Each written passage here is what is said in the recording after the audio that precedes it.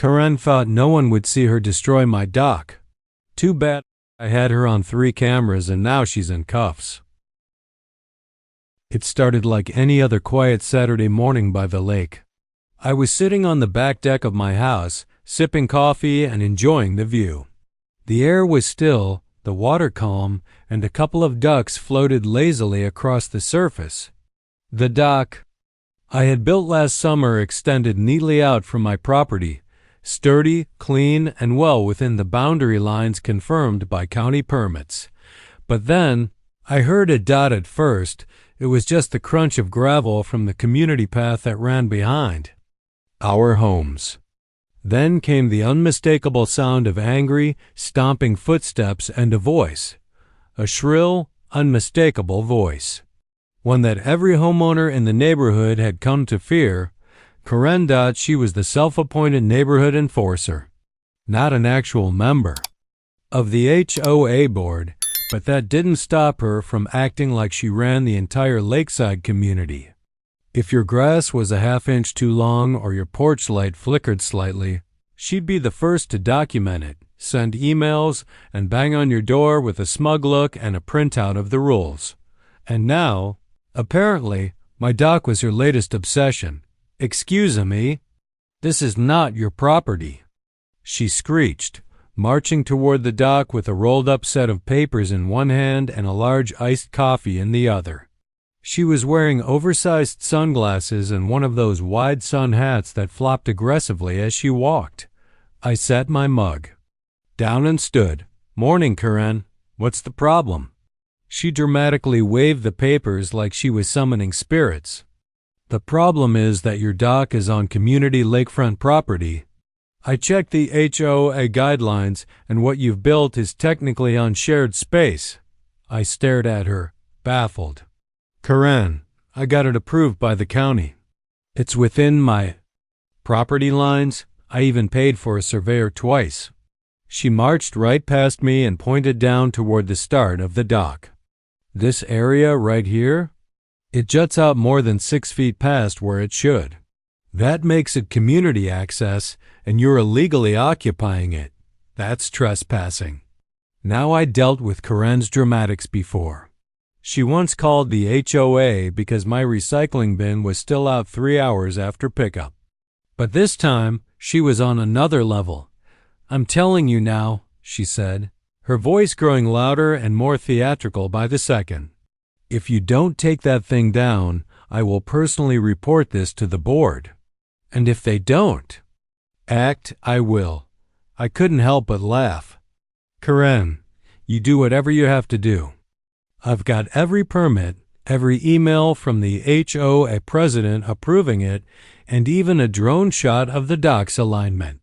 You're wasting your time."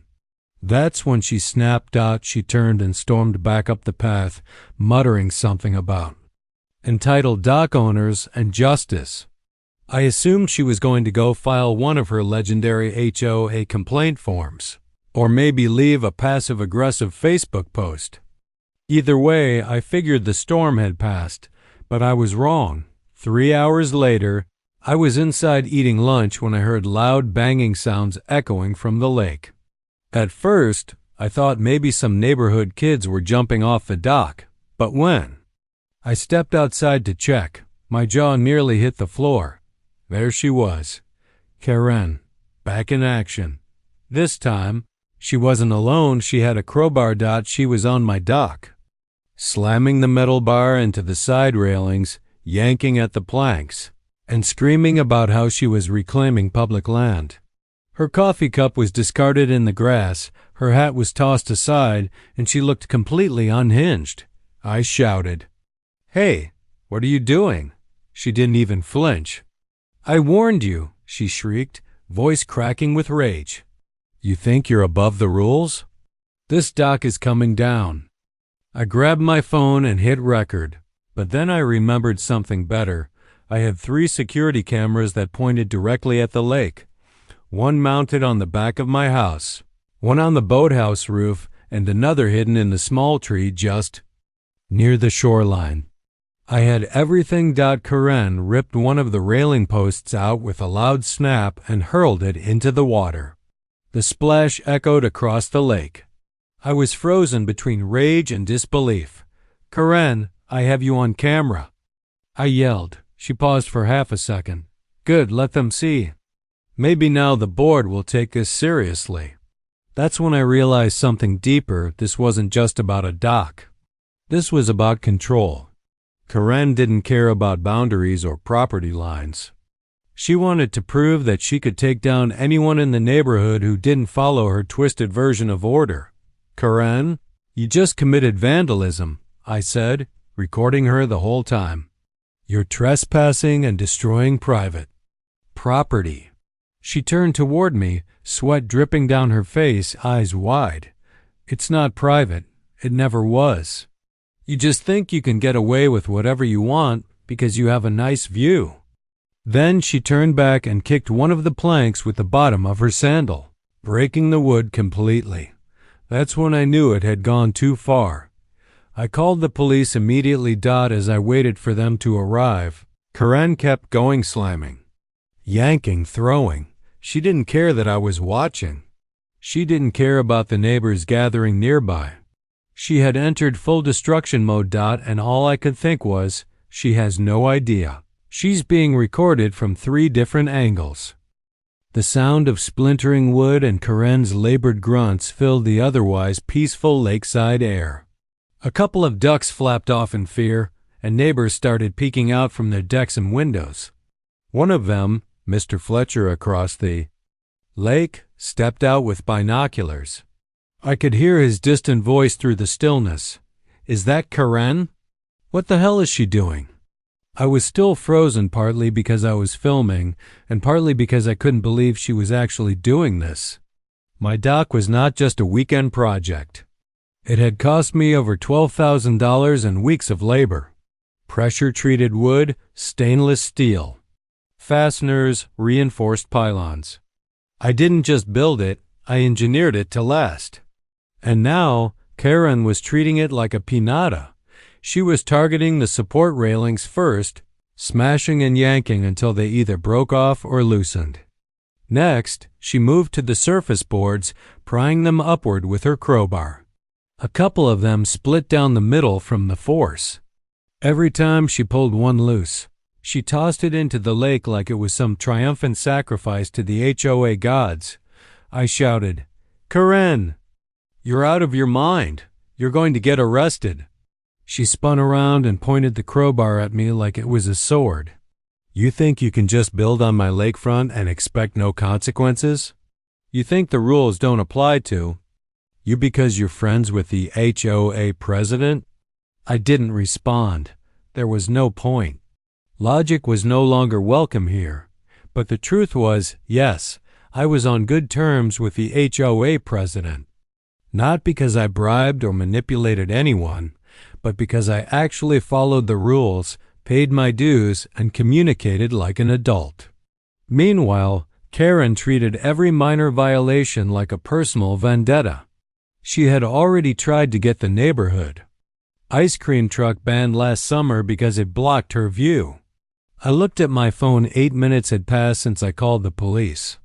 I was praying they'd show up before she started tearing out the foundational supports. More neighbors began to trickle out, some filming, some just standing there in disbelief. My neighbor Lydia from 2 doors down yelled out, "Karen, what the hell are you doing?" Karen ignored her. She was now on her knees, trying to wedge the crowbar under a center plank.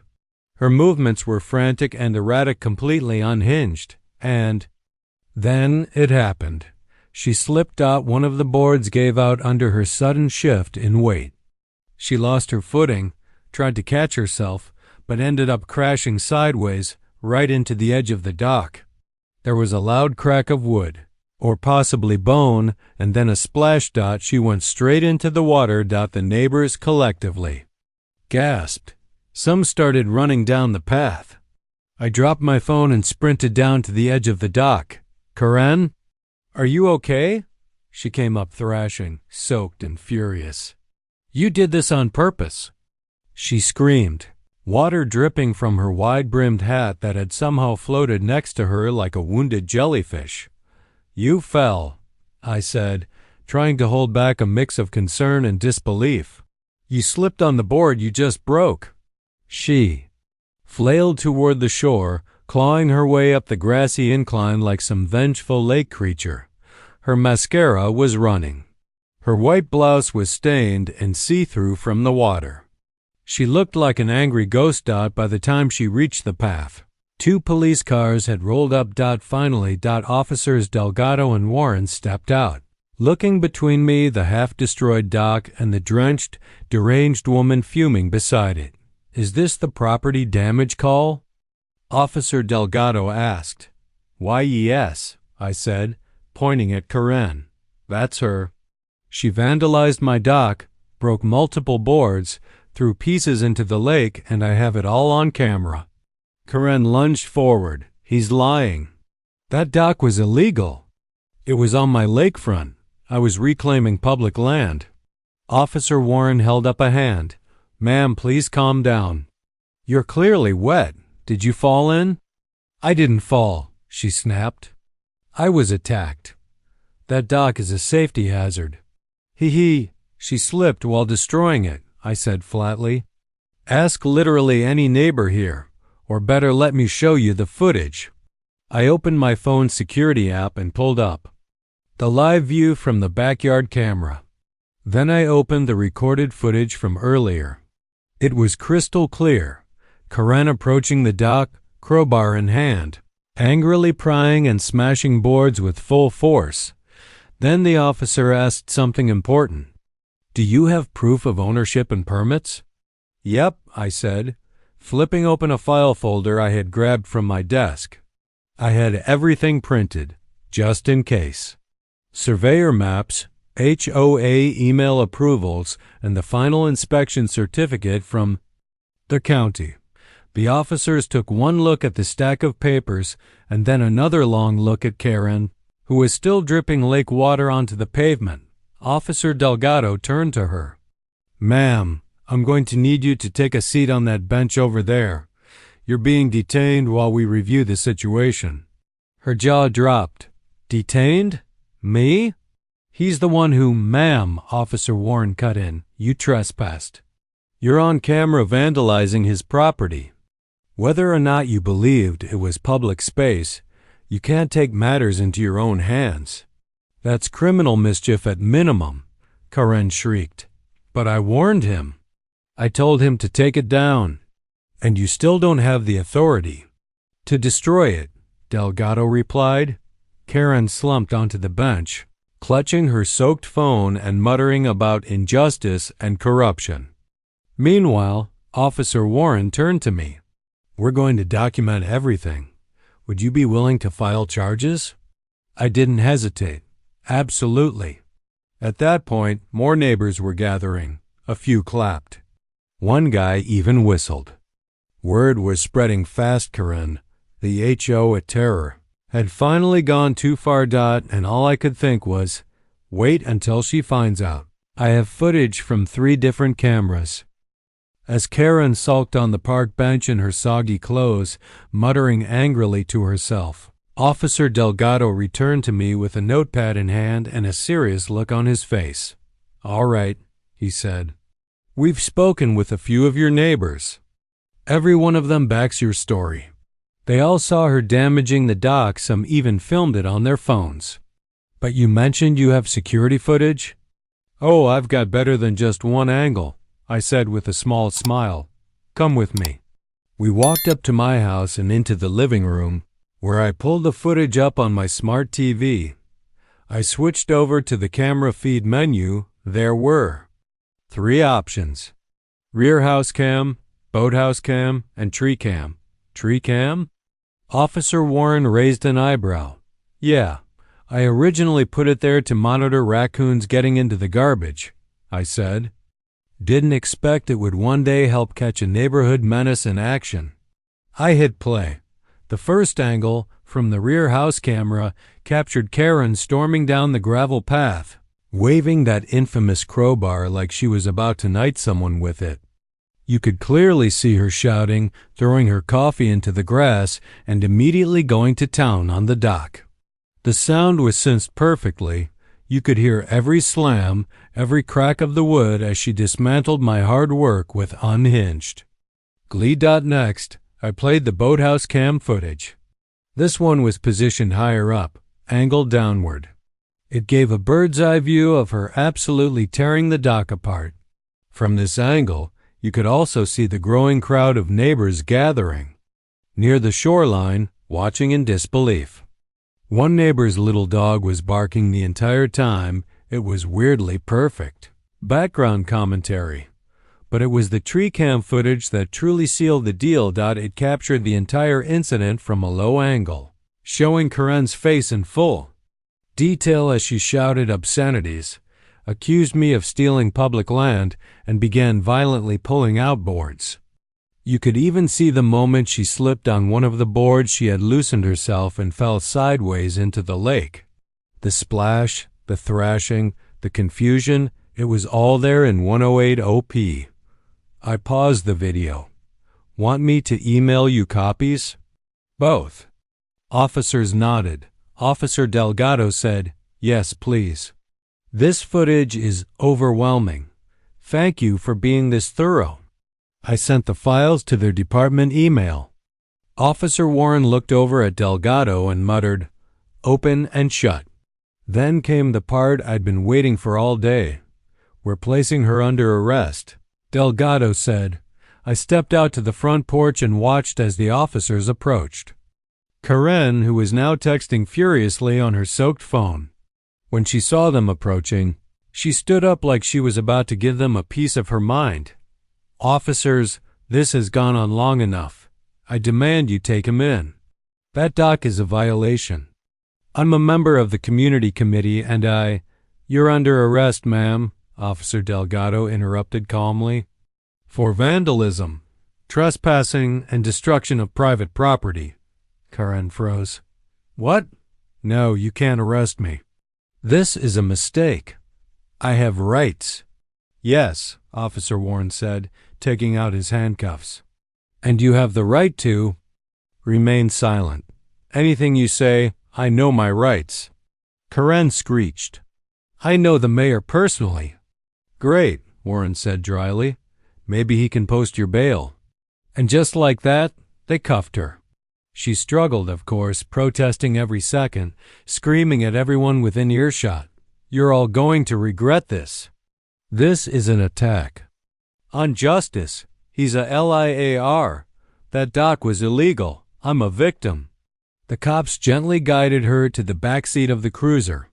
The crowd of neighbors had grown even bigger. Phones were out, people were whispering, and I even heard someone say, "Finally, it's about time." Mr. Fletcher, the binocular guy, gave me a thumbs up. Lydia from 2 doors down walked over and handed me a cold soda like I had just won a sports championship. "You handled that like a champ," she said. "Karen's been terrorizing this neighborhood for years. Everyone's just been too scared to push back." I took a sip and exhaled slowly, watching the patrol car drive off with Karen in the back seat, still screaming and slamming her shoulder against the door like she could break it open. It was almost peaceful after that. The crowd dispersed. The sun dipped lower in the sky, casting gold on the water. The dock was banged up and bruised, but not destroyed.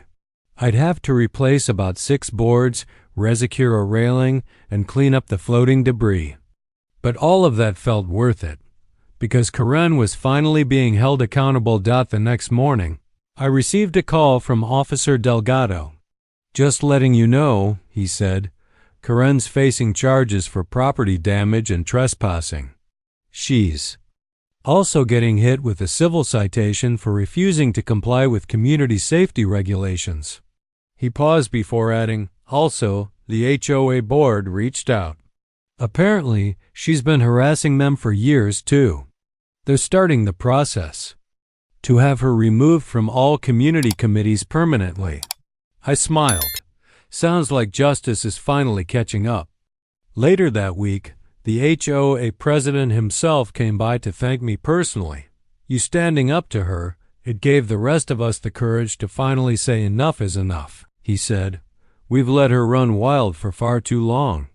And the best part? I edited the security footage into a clean 3-minute video, complete with labeled angles and timestamps, and gave a copy to the HOA board. They used it in their official complaint against her, and apparently, it's already circulating in a private Facebook group for local HOA horror stories. Some neighbors said they want to throw a Karen's Gone barbecue, and as I finished repairing the last plank on my dock that weekend, looking out at the calm lake, I thought to myself, sometimes all it takes to take down a bully is 3 perfectly placed cameras.